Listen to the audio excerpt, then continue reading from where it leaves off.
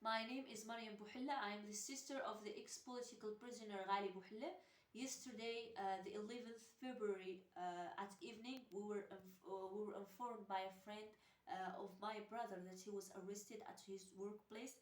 After almost 25 minutes, we were surprised by multiple cars of the Moroccan occupation and the special forces standing in front of our house. They demanded that I and my mother should open the door. Um, they were very menacing. We refused and told them that there was no one in the house except us two. Um, and that they already had Ghali in their hands, so there was nothing more they would take. Moments later, they broke the door and invaded the house in a brutal way. They attacked me and my mother and confiscated our cell phones. We started to scream and arguing with them, but all in vain. They pushed us and slapped us on the faces and threatened us to use more violence. We tried to stay close to the windows and yell so as to inform people in the street that we are under attack. Although they could do nothing for us, but at least the responsible for this attack would be known.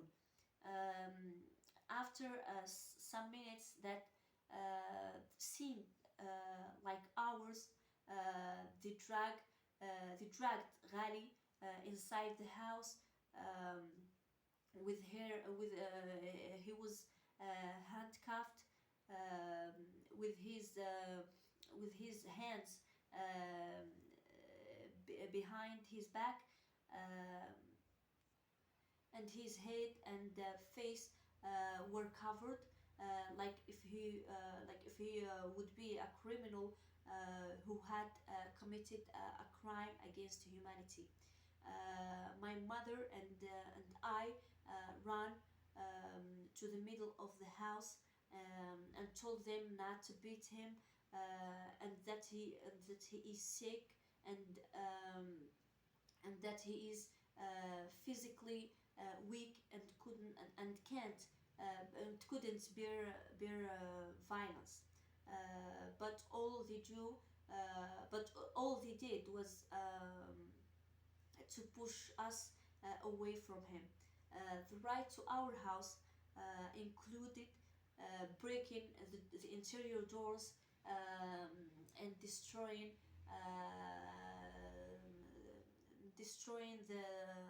our belongings. They found a Sahrawi national flag, so they took off the mask that was covering Ghali's head and replaced it with the flag, and started to suffocating him with it until he couldn't breathe, and beating him at the same time. At that moment, my mother tried to rescue him, but they pushed her violently away. Ghali was dragged to their cars, so we went back to the window so as to see him and scream, but three or four of them closed the window forcefully, and threw us harshly on the ground.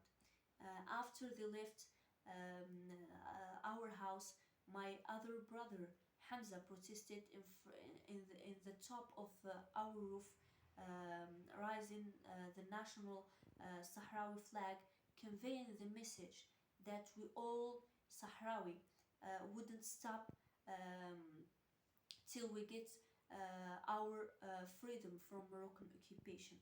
My mother and I want to tell the world the Moroccan occupation, the Moroccan kingdom bear full responsibility for what happened and will happen to my brothers and to us. We appeal to the international community, and especially to the United Nations, the European Union, and the International Committee of the Red Cross for urgent protection of the Sahrawi population in the occupied territories of Western Sahara.